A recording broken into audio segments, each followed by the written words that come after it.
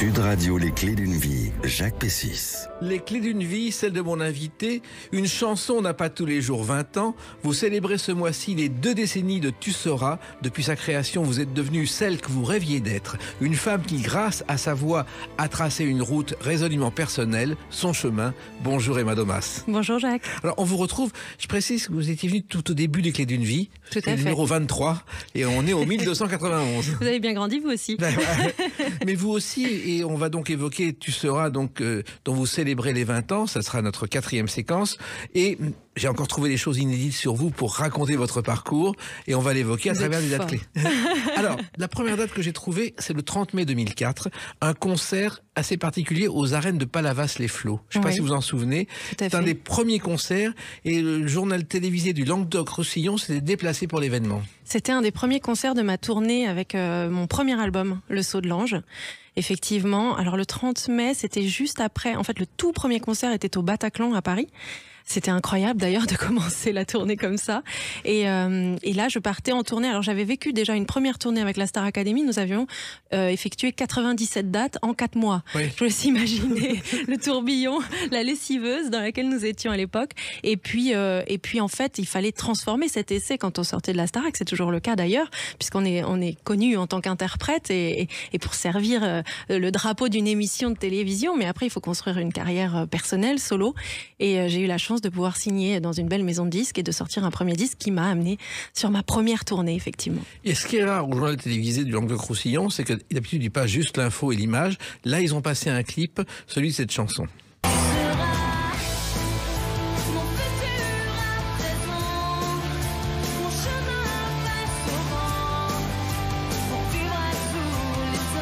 Première version de Tu seras, premier album. Alors, votre venue était un événement, parce qu'il y avait un monde fou à Palavas-les-Flots, et vous étiez un peu chez vous dans le Midi. Oui, un petit peu. C'est vrai que Palavas, j'y suis passée en vacances dans ma jeunesse.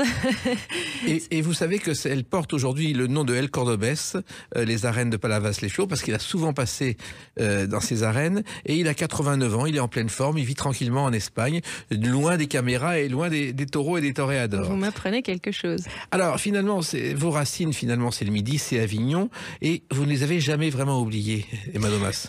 Non, et puis je les ai pas longtemps quittés non plus. Oui. Je suis venue une petite dizaine d'années sur Paris, et puis dès que j'ai pu, que j'avais fait un petit peu mon trou, je suis repartie sur mes terres provençales.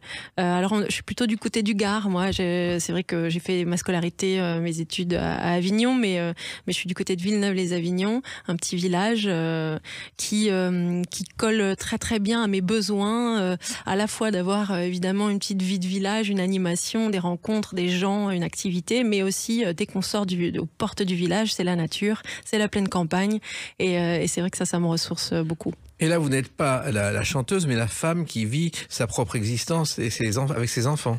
Tout à fait. On peut dire qu'il y a vraiment deux côtés, de face à ma personnalité, même plus. Je pense qu'on a tous des personnalités multiples, mais en tout cas, moi, j'ai cette espèce de double vie entre la vie d'artiste, celle que j'essaye de mener à la fois sur Paris quand je viens ici, et puis à la fois aussi chez moi dans mon petit atelier, mon petit espace de création, et puis la vie de maman qui est aussi une vie très dynamique, active et épanouissante. Exactement. Alors, il se trouve qu'on revient à vos débuts à Avignon, vous chantez, et Avignon, c'est la ville qui a permis à Michel Thor et à Mireille Mathieu de débuter. Mais ce qu'on ne sait pas, c'est que Michel Thor a gagné un concours avec une chanson d'Édith Piaf. Le concours, c'était On chante dans mon quartier, et que Mireille Mathieu a fini seulement à la 2e place. Ah non. Ce qui ne lui a pas empêché de faire carrière. Non, il y a une très très belle carrière. Alors, votre premier répertoire est très différent de Tu seras et de tout ce qu'on a entendu. Vous avez appris ce métier avec cette comédie musicale. C'est un mot qu'on dira Garou de Notre-Dame de Paris, oui, ça vous a marqué? La chanson Vivre, en fait c'est une des premières chansons que je reprenais en concours de chant, parce que c'est vrai que dans ma région, à mon époque, il y avait très peu de possibilités de monter sur scène et de tester ses capacités, et de rencontrer le public. Et c'est vrai que j'ai commencé assez jeune à me produire sur les scènes des petits concours ou des balles, et un peu plus tard j'ai été repérée donc dans des premières parties d'artistes. Et oui, c'est là qu'on testait un petit peu notre voix, nos capacités face à un jury et face à un public.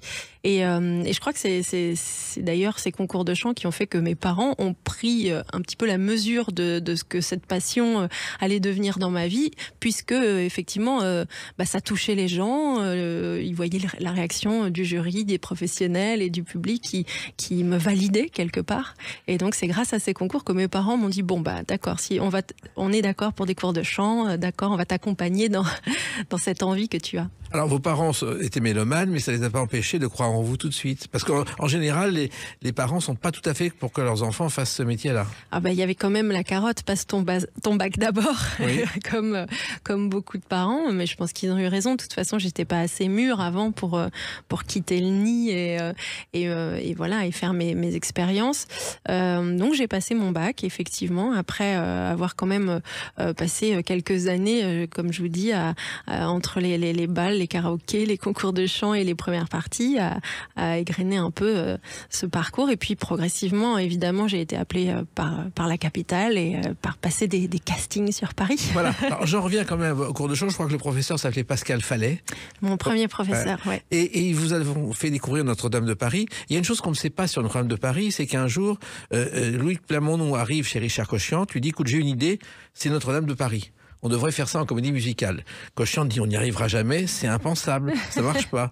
Et puis quelle mélodie on pourrait prendre? Et puis il ouvre un tiroir et il trouve une mélodie qu'il ne sait pas quoi en faire. Et les paroles sont écrites, c'est belle. C'est belle. C'est comme ça que c'est né. Et à l'époque ils l'ont écrit et personne n'en voulait de Notre-Dame de Paris. Tous les producteurs les ont jetés. Incroyable. Je me souviens d'ailleurs qu'au départ c'était Noah qui était pressenti pour chanter. J'avais d'ailleurs ce premier single chanté par Noah. Est-ce que c'était la chanson Vivre? Vivre pour celui qu'on aime, aimer plus que l'amour même. Et c'était un single qu'on avait à la maison, qu'on écoutait et on adorait cette chanson. Alors, il y a eu Star Academy, il y a eu Graines de Star, et oui. Star Academy, vous avez vraiment vécu jusqu'à la demi-finale. Qu'est-ce qu'on ressent? Est-ce que vous avez encore le souvenir de tout ce que vous avez vécu pendant ces semaines-là, Emma Domas? C'est marrant parce que c'est des souvenirs qui sont assez flous. Je travaille encore à essayer de revenir dans mes sensations, dans mon sensoriel, plus que dans mes souvenirs, parce qu'en fait, le cerveau a une capacité limitée, tout simplement, et on a emmagasiné tellement de choses, semaine après semaine, que ce soit des cours, que ce soit des rencontres, que ce soit des situations complètement inconnues pour nous à l'époque, que c'est vrai que j'ai plus beaucoup de réels souvenirs. Par contre, ça me revient par flash sensoriel parfois. C'est curieux parce qu'en plus vous avez une caractéristique, à l'inverse de beaucoup d'autres, les professeurs ne vous ont jamais nommé. C'est vrai, mais et à la fois ça a été magnifique et j'étais encore une fois validée par la profession, donc c'était très valorisant pour moi. Et en même temps, j'ai été éliminée donc en demi-finale par le public et sans m'en rendre compte pendant un moment, ça m'a déstabilisée énormément parce que être validée par le corps professoral, mais non par le public, c'est quelque part ça a créé un petit complexe chez moi. Oui, vous pensiez gagner la Star Academy à cette époque-là? J'avais pas du tout de projection si j'allais la gagner ou pas.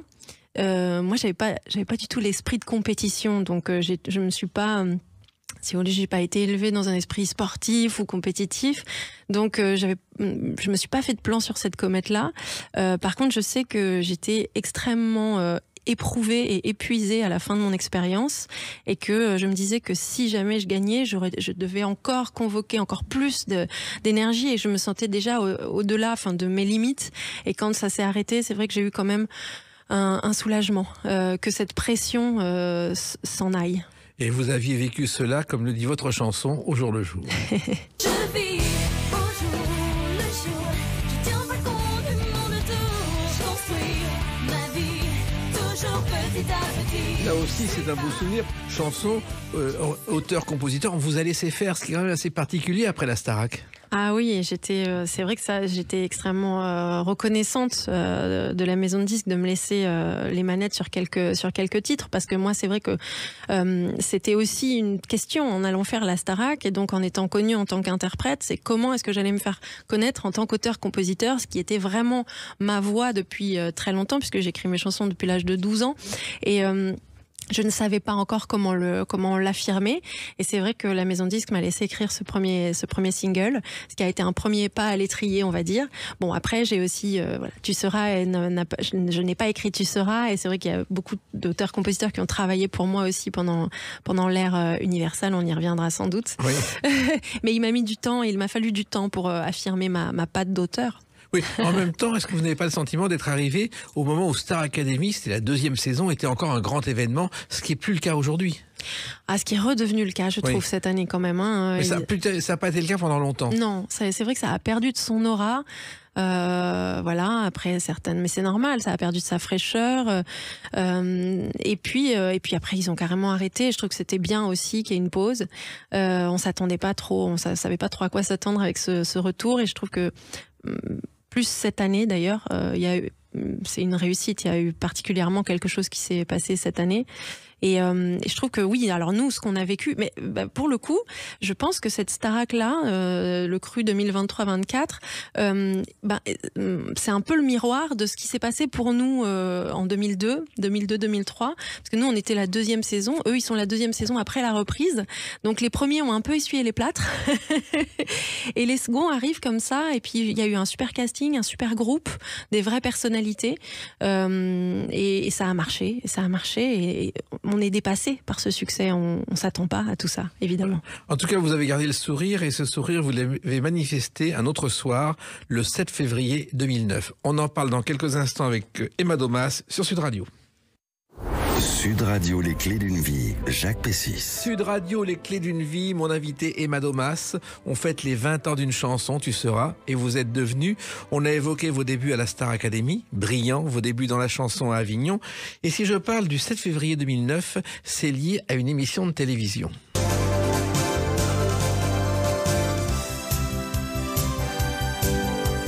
Le plus grand cabaret du monde.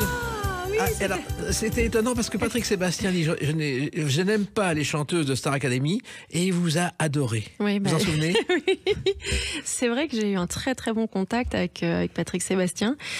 Que j'explique sans doute parce que je pense qu'en fait on est fait un peu du même bois. Oui.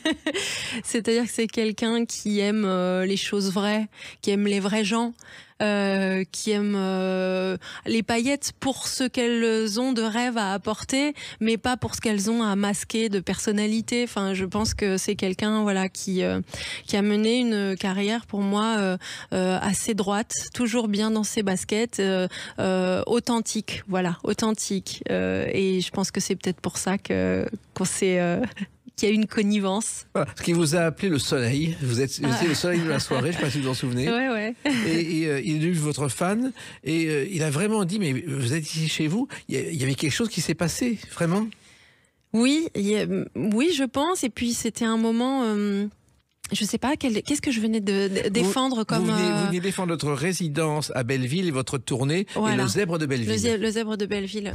Oui, effectivement, c'était un album très lumineux aussi que j'étais en train de défendre, Le Chemin de la Maison, mon 3e album, avec une chanson, Je suis conne, que m'a écrite Mickey 3D, vraiment sur le ton de l'autodérision. Et c'est une chanson aussi qui m'a aidée justement à encore plus à montrer une autre facette de ma personnalité, justement un petit peu décontractée, décomplexée. Cette autodérision-là m'a aidé un peu à redescendre moi aussi. Et c'est un moment de ma vie où j'étais très très bien. Voilà, et Je suis conne, mais justement, on va l'écouter. Je suis conne, mais pas toute la journée. Je suis conne, mais j'essaye de me soigner. Ouais, ça a dû surprendre beaucoup de gens, cette chanson, Emma Domas. Oui, elle a beaucoup surpris. Et d'ailleurs, je pense un peu trop, parce que les radios n'en ont absolument pas voulu. C'est eux qui sont cons. Ouais, je suis d'accord avec vous. Et pourtant, je pense que vraiment, c'est une excellente chanson qui traînait dans un tiroir de Mickey 3D. Et un jour, moi, je suis allée le frapper à sa porte en lui disant, voilà, j'aimerais beaucoup qu'on travaille ensemble. Mon éditeur est allé le voir. Et il dit, ah non, mais j'ai bien une chanson là, mais franchement, jamais aucune chanteuse ne voudra chanter ça. Ah bon, tu crois? Vas-y. Cap, j'ai été super cap. Et oui, ça a été le départ d'une belle collaboration puisqu'on a travaillé sur 3 autres chansons de l'album Le Chemin de la Maison. J'ai adoré travailler avec Michael Furnon. Oui. Voilà. Il se trouve que vous êtes donc passé au Zèbre de Belleville. Est-ce que vous savez pourquoi ça s'appelle le Zèbre de Belleville, cette Pas salle? du tout. Eh bien, au départ, c'était un cinéma. Et quand la propriétaire l'a repris, le dernier film qui est sorti, c'était Drôle de Zèbre de Guy Lux, le seul film de Guy Lux. Et c'est parce qu'il y a eu ce film qu'elle a appelé ça le Zèbre. Alors, quand on voit les artistes qui se produisent aujourd'hui et que c'est Guy Lux le maître, C'est marrant. c'est assez particulier. Oui, tout à fait. Alors, dans cette émission, d'ailleurs, vous présentiez une troupe russe, je ne sais pas si vous vous en souvenez, avec des échasses et sans échasses. Non, malheureusement, je ne me souviens C'était- plus de ça. Voilà. Et il y avait Daniel Prévost en face de vous, Ouais. qui est un personnage qui était aussi fasciné par vous, alors que c'est un personnage assez particulier. Je sais pas, j'ai pas eu de contact avec lui. Ah, c'est un roi du canular, lui. À une époque, à RTL, il se faisait passer pour le chef du personnel et le médecin de la station. Il mettait une blouse blanche, il convoquait les stagiaires et il leur examinait leur gorge avec un double décimètre avant de danser le tango avec elle. Bon, ça va, il aura pas droit au MeToo. Voilà. C'était très soft. Alors, finalement, je suis conne, c'est vraiment un paradoxe parce que vous avez eu à ce moment-là l'intelligence de prendre votre carrière en main, Emma Domas.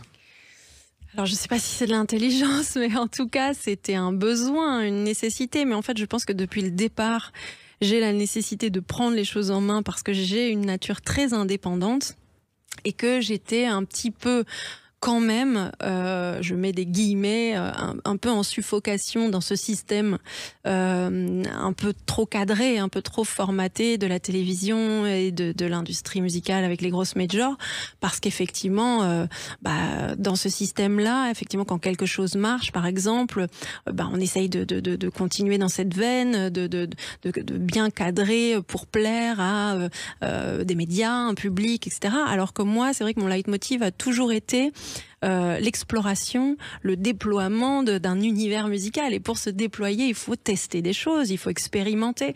Et c'est vrai que ce 3e album a été vraiment une expérimentation parce que j'arrivais de 2 premiers albums, un vraiment teen rock qui surfait sur une vague américaine, de musique américaine, un 2e album rock, plus rock à la française, mais bon quand même avec des sonorités très rock. Et sur ce 3e album, j'arrive avec quelque chose de complètement différent entre la folk music, la chanson française, la kitchen music. Et c'est vrai que beaucoup de gens n'ont pas compris, mais pour moi, c'était tout simplement comment aller raisonner avec d'autres, faire résonner d'autres choses, me mettre en vibration avec d'autres influences, avec d'autres musiques, avec d'autres mots aussi, parce que j'ai travaillé avec des auteurs très différents à ce moment-là. Et c'est vrai que je me rends compte aujourd'hui que même si j'avais envie de faire tout toute seule et que je n'ai pas fait tout toute seule, heureusement que je l'ai pas fait déjà tout toute seule parce que ça aurait été moins bien. J'étais pas assez mûre et j'étais trop jeune. Et aussi j'ai pu observer les gens travailler et tous les gens avec qui j'ai travaillé m'ont transmis énormément.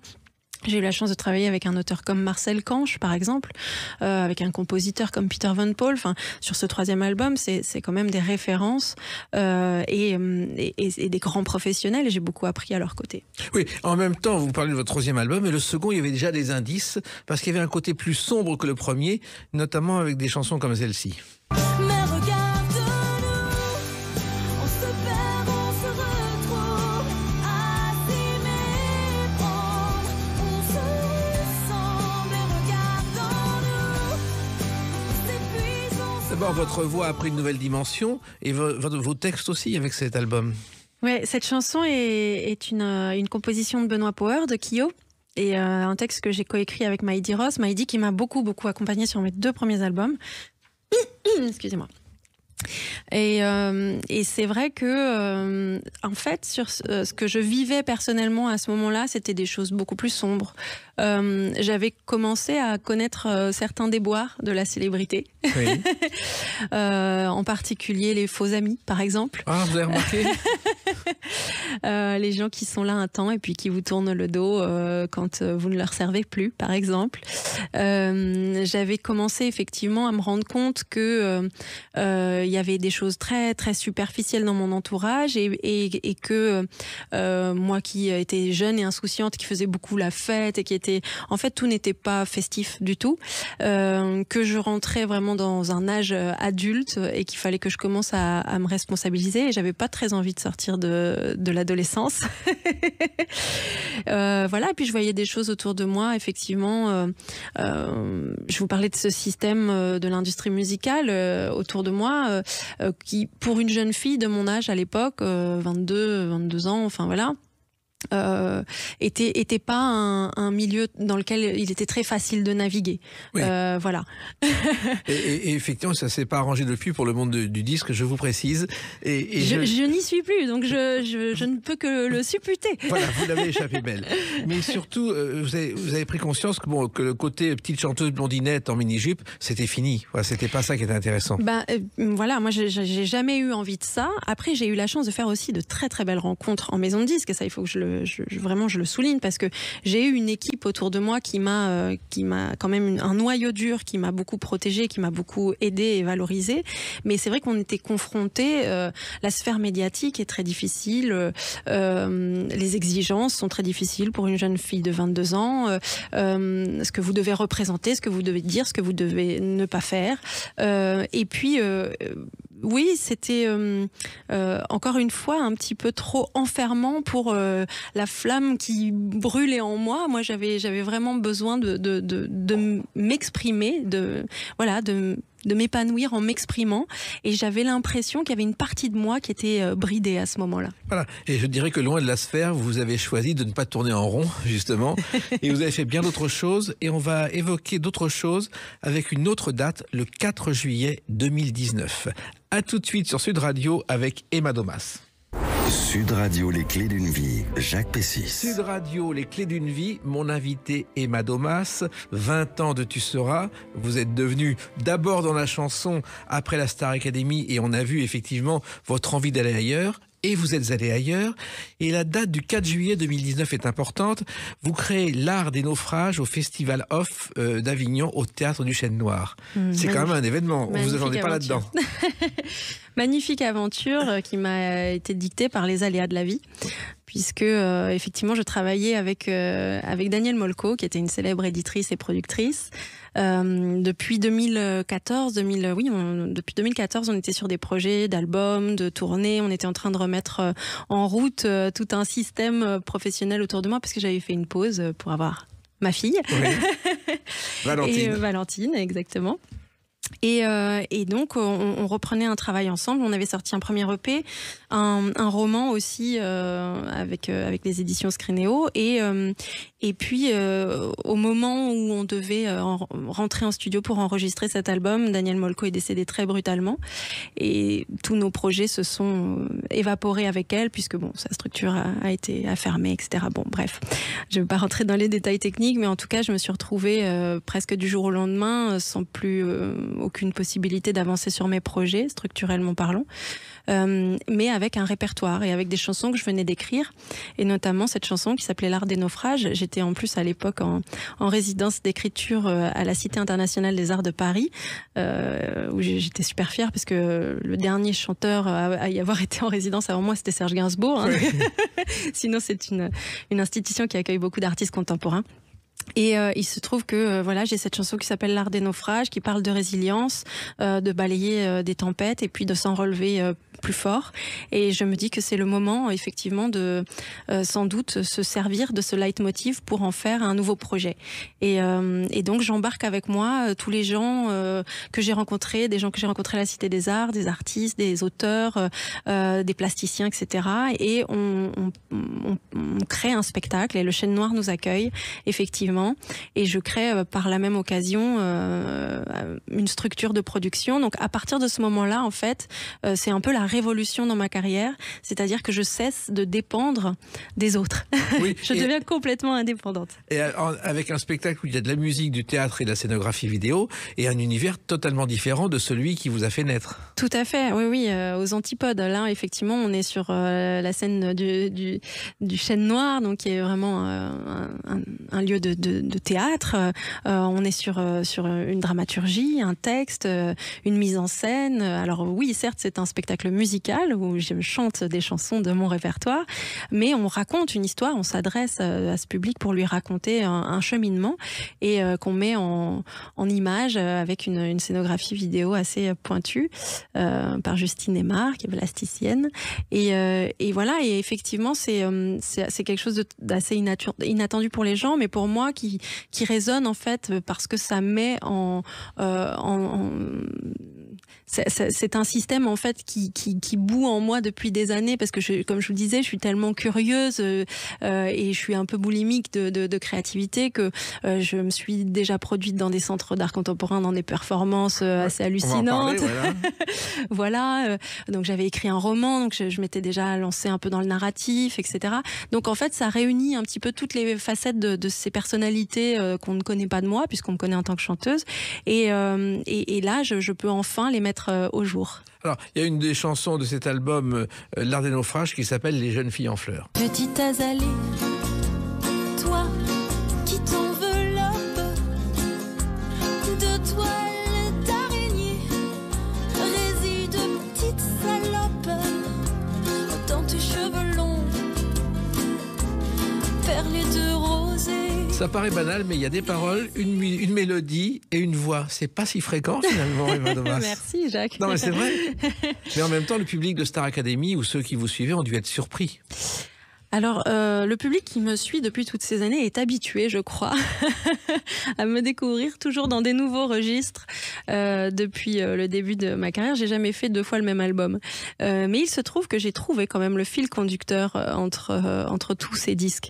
Et vous me parliez de cette voix, et effectivement, il y a la voix VOIX et puis la voix VOIE. Et je crois qu'effectivement, mon fil, c'est un fil narratif. Je parle de cette femme que je suis, qui était une jeune femme, qui est devenue une femme, dans toutes ces questions existentielles, dans tout son rapport au monde. Mon travail, je mets toujours en fait un texte au centre, un message, quelque chose à partager qui fait sens avec les gens, et un décorum pop, parce que je trouve que la pop musique, c'est ce qui se partage le mieux, on peut le chanter ensemble, et en plus la pop est tellement large qu'on peut avoir plein d'influences, on peut mettre des guitares rock, on peut mettre de la bossa nova, on peut mettre n'importe quoi dans la pop, ça marche, on peut mettre des synthés, on peut mettre tout ce qu'on veut. Donc on peut changer effectivement de son, on peut changer de vibration, mais en tout cas la musique pop se partage avec les gens. Oui. Et voilà, j'en ai fait effectivement mon Graal, une chanson qui a un texte au centre, un décorum pop et ma voix. Et résultat, cet album a été couronné par le coup de cœur chanson francophone de l'année de l'Académie Charles Cros dans le cadre des rencontres professionnelles du Printival Bobby Lapointe. Oui. Qui n'a rien à voir avec Bobby Lapointe. Le Printival Bobby Lapointe, c'est un festival très très connu maintenant du réseau chanson. Il y a encore des résistants et le réseau chanson est encore très actif, et il y a encore des jeunes chanteurs et auteurs, compositeurs de chansons françaises aujourd'hui, mais c'est vrai qu'ils sont moins représentés dans l'espace médiatique, malheureusement. Ils font de la musique et pas des sons, en quelque sorte. Voilà. Il y a peu de de programmation, quoique ils s'y mettent, forcément, par la force des choses.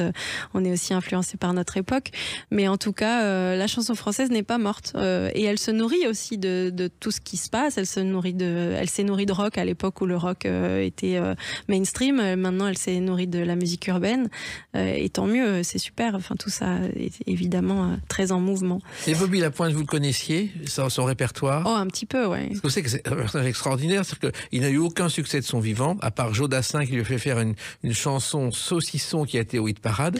Et il faisait des galas, il faisait des spectacles dans un cabaret, le Cheval d'Or à rue Mouffetard. Il arrive en homme grenouille sur scène, personne ne le marquait tellement on l'écoutait pas. Oh mince. Alors, et aujourd'hui, il est culte. C'est extraordinaire. Alors, il faut savoir que L'Art des naufrages, je crois que vous l'avez joué seulement 5 fois à Avignon. Le spectacle, ouais, on l'a joué C'est 5 rare, fois. c'est rare. Mais après, il y a eu le Covid. Voilà. Malheureusement, ouais. On a créé ce spectacle au mois de mai. On l'a joué 2 fois au mois de mai, 3 fois au mois de juillet. Ensuite, comme j'étais enceinte pendant la création de ce spectacle, j'ai accouché de mon 2e enfant. Et au moment de repartir sur les routes, il y a eu le Covid. Voilà, ça a été, c'est pas fini quand même ce spectacle, il n'est pas mort. Il s'est transformé en fait progressivement. Finalement, on en a fait un album, L'Art des naufrages, et puis après on est reparti sur scène, mais avec un format concert plus classique. Et ce qui m'a permis aussi de retrouver mon public que j'avais pas vu depuis longtemps. Donc, Alors, il se trouve super. qu'Avignon, c'est votre ville natale, juste à côté. Est-ce que le Festival d'Avignon, vous étiez une spectatrice dans vos jeunes années? Alors j'ai été une spectatrice, oui, ma maman m'y emmenait beaucoup quand j'étais petite, pour les spectacles jeunes publics. Et après, à l'adolescence, en fait, j'étais ce qu'on appelle tracteuse, Oui. puisque je distribuais les tracts, je travaillais pour les compagnies, et c'est c'est les petits boulots des jeunes Avignonnais généralement. Voilà, c'est comme ça qu'on se faisait 4 sous en été. Et vous qui aimez la peinture et l'art, il ne faut pas oublier que le Festival d'Avignon est né justement en 47, quand on a demandé à Jean Villard, c'est René Char qui lui a dit j'ai une exposition de peinture et de poésie à Avignon, je ne sais pas quoi mettre en plus, viens faire 3 jours de théâtre, et c'est devenu Avignon. Oui. C'est extraordinaire. Et finalement, justement, la peinture, l'art, comment êtes-vous venu à faire des performances d'art contemporain dans plein d'institutions, Emma Domas? On ne vous attendait pas là-dessus non plus. Non, mais c'est des rencontres aussi, à la Cité internationale, et puis par mon compagnon qui est aussi artiste dans l'art contemporain, où finalement j'ai été appelée, amenée à collaborer avec des gens sur deux performances que j'ai trouvées très, très intéressantes, qui m'ont nourrie aussi, qui m'ont aidé à déployer d'autres choses. L'une, c'était une performance de Freaks, de cabaret de Freaks Show, où on se produisait avec un personnage extraordinaire qui s'appelle Nicolas Groupeau et qui met son corps en scène, un corps abîmé, torturé, voilà, il fait vibrer des guitares, il fait des sons de guitare, et moi je chante par-dessus. Et on a aussi ce spectacle, alors qui à la base était une bande son pour un projet qui s'appelle Sister Ship de l'artiste contemporain Maxime Rossi, qui a beaucoup voyagé dans plein de centres d'art. Et là, c'était soit sous forme de film, soit sous forme de performance. Et effectivement, on a fini à l'Opéra de Massy quand même pour un grand spectacle. Et c'était complètement fou. Ça prendrait vraiment des heures de vous parler de tout ça. Oui, mais une performance, finalement, le grand public ne sait pas ce que c'est, Emma Domas. Oui, alors une performance, en fait, on part d'une base, d'un cadre, on se réunit autour d'une œuvre, autour d'un geste, et on se dit, voilà, on va essayer des choses en public, et on va voir comment ça réagit, et on se laisse la possibilité de créer des choses avec le public au moment où ça se passe, mais dans un cadre donné, évidemment, dans une œuvre donnée. Et voilà, on s'est roulé dans des paillettes, on a fait moi je faisais des sons improbables avec cette espèce de grand tuyau dont j'ai oublié le nom. Je chantais aussi dans des alcôves. J'ai testé des sons de voix et tout ça. En fait, ça laisse. C'est beaucoup d'impro.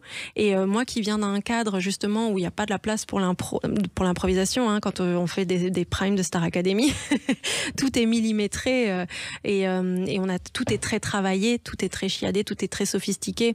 Et on a même peur de la faille. On craint le moment où on va trébucher. Alors que là, c'est l'inverse exact qui se produit dans les centres d'art. C'est justement, alors si on trébuche, qu'est-ce qu'on en fait? Oui. Et ça, j'ai trouvé ça extraordinaire, quoi. Ça a révolutionné ma façon de penser la musique et de penser ma prestation en scène, quoi. Et je me suis un petit peu renseigné, le précurseur de ces performances du happening dans les interventions publiques, c'est Gouta et Gu, et ça fait Gouta pour instrument et taille pour corps, et c'est un mouvement des années 50 sous l'impulsion du peintre Jiro Oshihara. C'était le premier à faire ce genre de choses en public, et après, le monde a suivi. C'est né au Japon. Je pense qu'il a eu le nez. Et puis il y a eu aussi à Avignon une autre spectacle, c'était La Nuit Enchantée. Ça c'est aussi important pour vous. C'était juste avant le Covid, ça, en 2018. Alors ça a commencé juste avant le Covid et puis ça perdure aujourd'hui parce que c'est vrai qu'avec cette structure de production dont je vous parlais, qui est une association qui me permet aujourd'hui d'autoproduire mes œuvres, on fait aussi de l'accompagnement pour des jeunes projets, des artistes émergents. Et notamment on a créé cet événement au cœur du Festival d'Avignon qui s'appelle La Nuit Enchantée et qui est une scène découverte découverte de la nouvelle chanson, de la chanson actuelle française. Et on programme chaque année plusieurs artistes. On organise tout un espace professionnel. On fait venir tous les pros de la musique qui sont présents pendant le festival et on leur présente la nouvelle scène, les nouvelles générations d'auteurs-compositeurs français. Et ça me permet aussi d'être de l'autre côté de la barrière, encore une fois. De pas être celle qui est sur scène, mais celle qui met des projets en valeur, en lumière, etc. Et donc, je trouve que c'est pareil, ça m'a énormément ouverte parce que c'est une autre vision aussi de ce métier-là. Et aujourd'hui, j'ai l'impression d'avoir en fait fait l'expérience d'un métier à 360, si vous voulez, de chaque côté. Je suis effectivement, vous le disiez en préambule. Aujourd'hui, je suis chanteuse, autrice, compositrice, productrice, programmatrice. Donc, pour moi, c'est des expériences tellement enrichissantes qui me permettent d'être beaucoup plus complète, entière et d'avoir une vision beaucoup plus globale de mon métier. Voilà. Et en plus, on ne s'ennuie pas quand on fait plein de choses en même temps. Ah oui, ça c'est sûr. Et qu'on est maman de 2 enfants. En plus, au milieu de tout ça, un détail. Autre date importante, très récente, le 23 février 2024. À tout de suite sur Sud Radio avec Emma Domas. Sud Radio, les clés d'une vie, Jacques Pessis. Sud Radio, les clés d'une vie, mon invité Emma Domas. On a évoqué votre parcours, votre carrière et effectivement, il y a 20 ans, c'était Star Academy, le premier album, 2 ans après Star Academy. Et aujourd'hui, 20 ans après, vous faites ce qu'on appelle un retour aux sources, Emma Domas. Oui. Oula, pardon. On la refait. Oui, alors je dirais plutôt un petit rituel de passage plutôt qu'un retour aux sources, parce que c'est vrai que je suis pas quelqu'un qui suis vraiment dans la nostalgie. Je cultive pas une nostalgie pour un temps, mais par contre j'aime beaucoup me servir de matière pour les torturer, les triturer, les mettre dans tous les sens et en refaire quelque chose de nouveau. Et c'est ce qu'on a fait avec Tu seras. Alors on va écouter cette nouvelle version puis on en parle ensuite. Tu seras mon futur en présent, mon chemin face au vent, pour vivre à tous les temps. Tu seras mon futur. C'est vrai que c'est la même chanson, c'est un arrangement différent. Pourquoi avoir 20 ans après transformé cette chanson et enregistré une nouvelle version? Alors déjà, cette chanson, c'est une chanson donc, que je chante depuis 20 ans et que je réadapte depuis 20 ans en fonction de mes influences et de mon répertoire, puisque c'est vraiment mon point de ralliement avec le public. Évidemment, c'est une chanson que je chante à chaque concert. Je me suis rendu compte en 20 ans que cette chanson était finalement assez intemporelle, qu'elle touche toujours autant les gens et que j'arrive toujours moi-même à en déceler de nouvelles interprétations, en tout cas que le texte me sonne à chaque fois différemment selon l'âge et les âges que je traverse. Oui, et elle touche aussi la nouvelle génération. Et je pense qu'il est tout à fait possible qu'elle touche cette nouvelle génération. Et là, pour les 20 ans, on s'est retrouvé donc avec Johan Ledoux, le compositeur de ce morceau du groupe Blancas, donc, puisque c'est Johan et Guillaume, son frère, qui ont écrit et composé cette chanson. Et en fait, il s'est passé quelque chose d'assez joli, c'est que entre-temps, le fils de Johan, qui avait 2 ans à l'époque, a grandi, que maintenant il est programmeur dans les musiques urbaines, dans le hip-hop notamment, en binôme avec Mathis Moreau, donc ils ont un binôme qui s'appelle VL2M, et on leur a demandé de travailler sur une rythmique, donc une rythmique très actuelle, parce que c'est vrai qu'on peut pas se poser la question de qu'est-ce que serait Tu seras en 2024 sans travailler sur un son actuel. Donc effectivement, c'est eux qui nous ont proposé toute la partie rythmique. Et avec Johan, on s'est posé la question de quel était l'ancrage de cette chanson. Et pour nous, il était assez évident. L'ancrage de cette chanson, c'est la guitare électrique, c'est la dynamique, c'est l'électricité de cette guitare-là, rock, très sensuelle, très glamour. Et c'est vrai qu'à l'époque, il y avait une sorte de mur du son de guitare électrique comme ça. Et là, aujourd'hui, on en a laissé une. Et elle est un peu notre personnage principal, outre la voix, bien sûr, en tout cas de cette instrumentation. Et voilà, et ça a plus tous les petits synthés 80s qui sont très très à la mode aussi depuis quelques années. Je trouve que c'est là qu'on voit que cette chanson-là, elle a finalement pas pris une ride, quoi. Oui, et l'air du temps a changé, mais pas la chanson finalement. Exactement, la chanson. En fait, les bonnes chansons, c'est simple, hein, on les chante guitare-voix, elles fonctionnent. Et Tu seras est vraiment une bonne chanson. Je suis à l'aise en disant ça. c'est pas moi qui l'ai écrite, donc je peux vraiment le dire. Elle est parfaite telle qu'elle est écrite et composée. Et d'ailleurs, elle marche très très bien guitare-voix. Je la fais aussi régulièrement comme ça. Mais là, voilà, moi j'ai l'impression qu'avec cette version, on a un pied dans l'ancrage de ce qu'était cette chanson à l'origine et un pied dans l'air du temps. Et ça, c'est vraiment ce qui me plaît, quoi. Et vous vous souvenez dans quelles circonstances vous avez entendu cette chanson pour la première fois, Emma Domas ? Oh, ça devait être dans le bureau de mon directeur artistique qui, à l'époque, me proposait tout un tas de gens qui avaient envie de travailler sur mon premier album.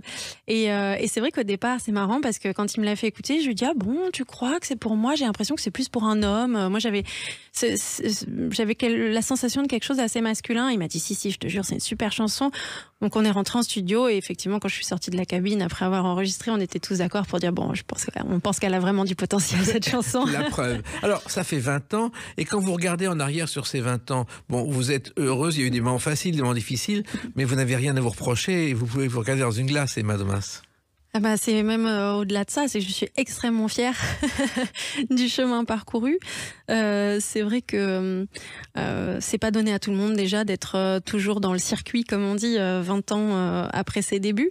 D'autant pour une ancienne candidate de télécrochet. Oui. En général, au bout de 2-3 ans, on n'en parle plus. Bah, c'est ça qui est difficile, c'est de transformer l'essai, c'est de trouver son répertoire. Et effectivement, je pense que ma force a été de m'écouter, d'écouter ses besoins, cette petite flamme dont j'ai parlé tout au long de l'interview, ces besoins d'explorer, de créativité, d'être vrai, d'être authentique.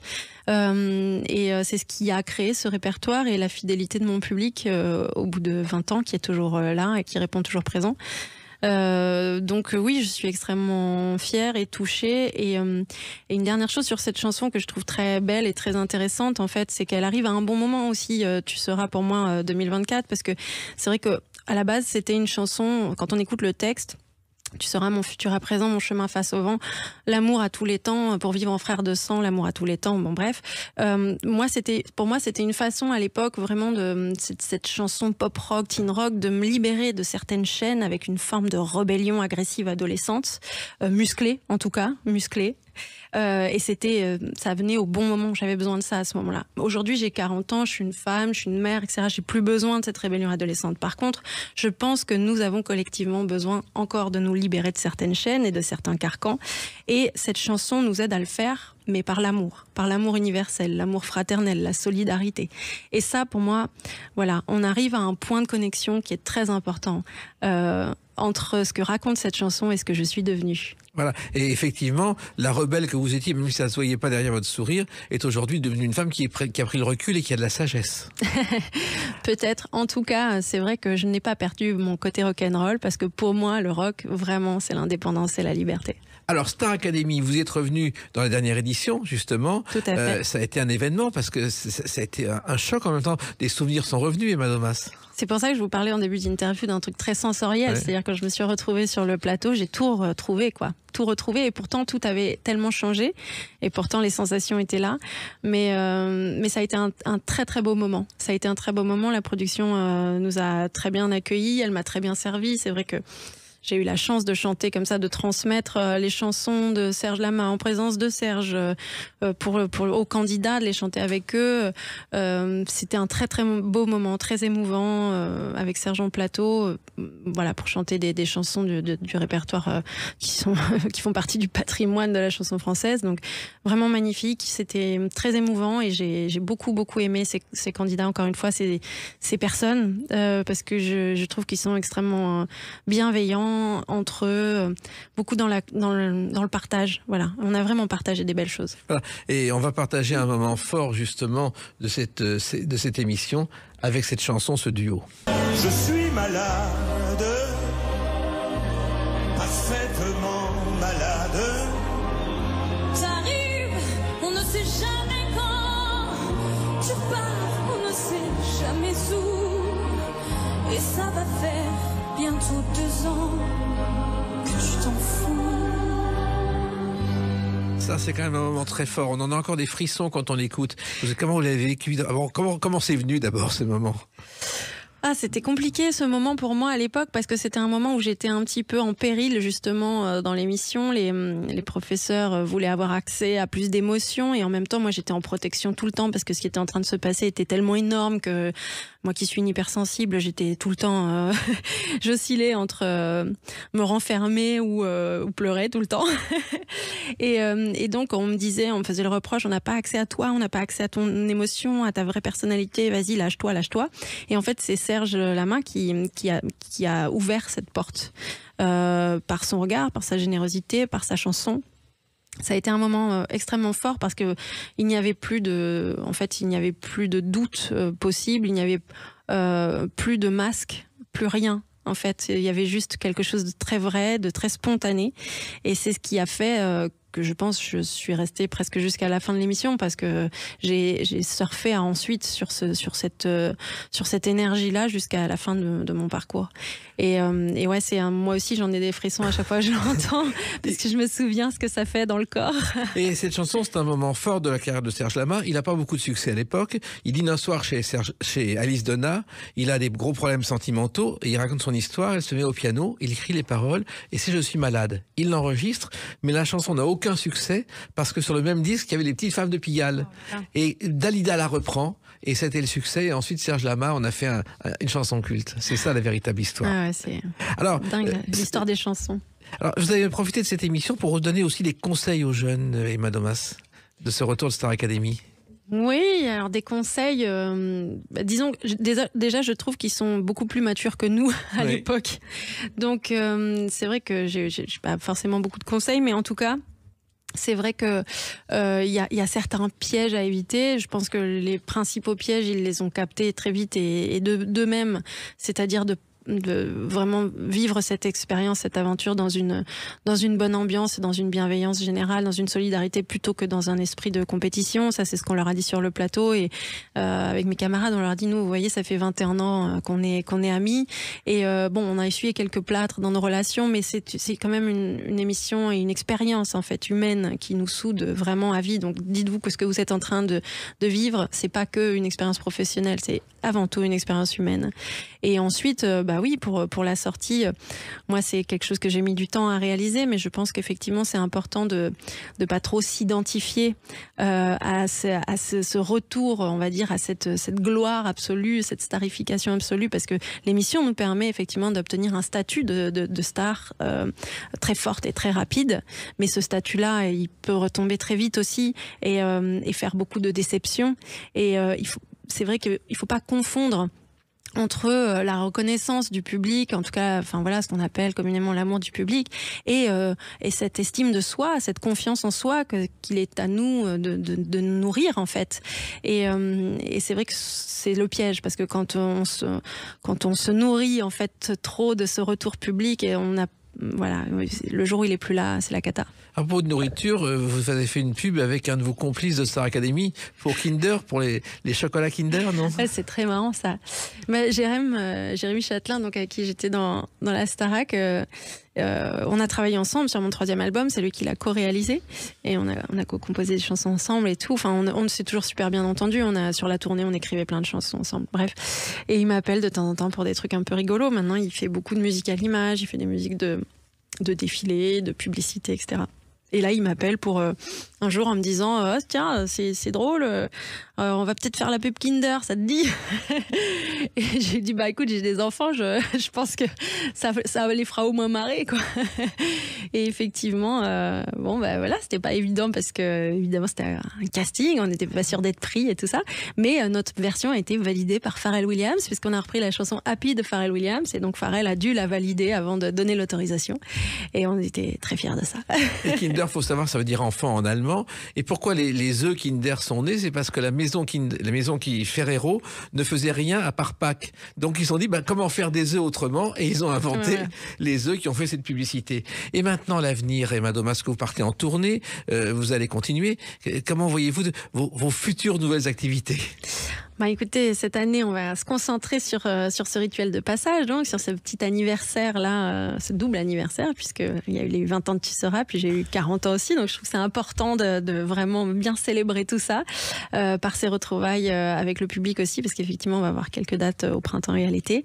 Si tout va bien, peut-être qu'on va amplifier cette tournée sur l'automne, et ça me laissera le temps de finir l'écriture de mon prochain album, parce qu'en 2025, j'ai bien l'intention de sortir des nouvelles chansons. Avec de nouvelles surprises, j'en suis convaincu. Bien sûr. Merci. Mais écoutez, en tout cas, continuez comme ça. C'était que la 3e fois que vous venez dans les Clés d'une vie. Donc je pense qu'avec toutes vos idées et vos activités, il y aura forcément une 4e fois. Oui, je crois qu'on dit jamais 203, mais moi je préfère jamais 304. Merci. En tout cas, Tu seras et sur les plateformes, c'est vraiment une nouvelle version à écouter. On vous retrouve en tournée le plus rapidement possible et continuez ainsi, ne changez rien. Emma Domas. Merci Jacques. Merci, les Clés d'une vie, c'est terminé pour aujourd'hui. On se retrouve bientôt. Restez fidèles à l'écoute de Sud Radio.